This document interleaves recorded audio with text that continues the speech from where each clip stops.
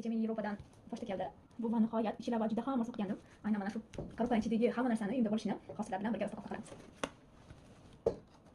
Ko'pchiliklar bilasizlar, men Montessori institutida o'qiyman va aynan Mariam Montessoriyni leksiyalaridan yozib olingan kitoblarni juda ham olishga xohlagandim. Va nihoyat tadam 10 kilogramm yaqin mana hamma kitoblari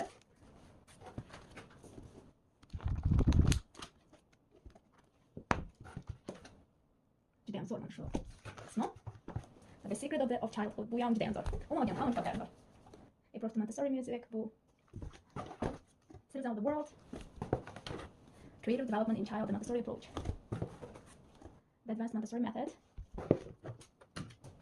Educators Without Borders. Kichkinagina lekin olam ma'noda bor kitob.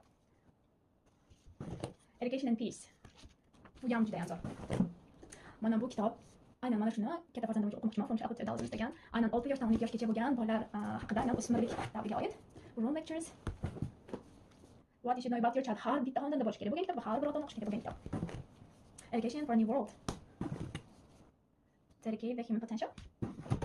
The Child, Society and the World. Bu ham juda ham zo'r. Mana bu aynan matematika haqida qaranglar. Juda ham zo'r kitoblar. Buni qisqagina internetda ko'rganman. Ichini endi o'qiyman. The Child and the Family. Har bitta xonadonda bo'lishi kerak bo'lgan kitob bu ham.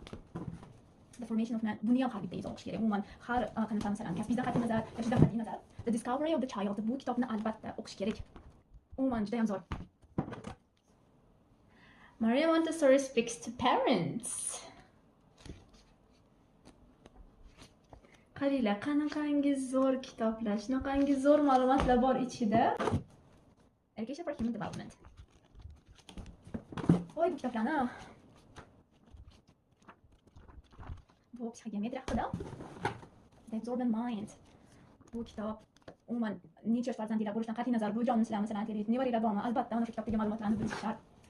Mana bu kitobni 0-3 yosh kursini o'qiganda Montessori institutida trener niderlandiyalik Heidi Fulper tavsiya qilganda London Lectures har bitta ota-ona o'qish kerak, ota-onalarga tavsiya qilaman deb aytganda, o'shanda ikki juda ham xohlagandim mana shu kitobni olishni va nihoyat bugun mana shu kitoblar uyimda.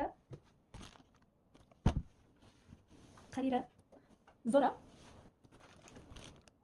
Undan tashqari yana bitta pochta kelgan. Buni bugun oldim. Bu kitobni tavsiya qilgan bo'lardim agar sizlar Montessori metodikasiga qiziqsanglar va aynan mana shu metodikani rivojlantirish haqida, Maria Montessori xonim haqida bilishni xohlasanglar, albatta mana shu kitobni o'qinglar. Bu Standing yozgan Maria Montessori xonimning shogirdi bo'lgan. Umuman mana shu metodikada va mana shu sistema qanaqa ketgani haqida, Maria Montessori xonimning hayoti, umuman faoliyati haqidagi kitob tavsiya qilaman.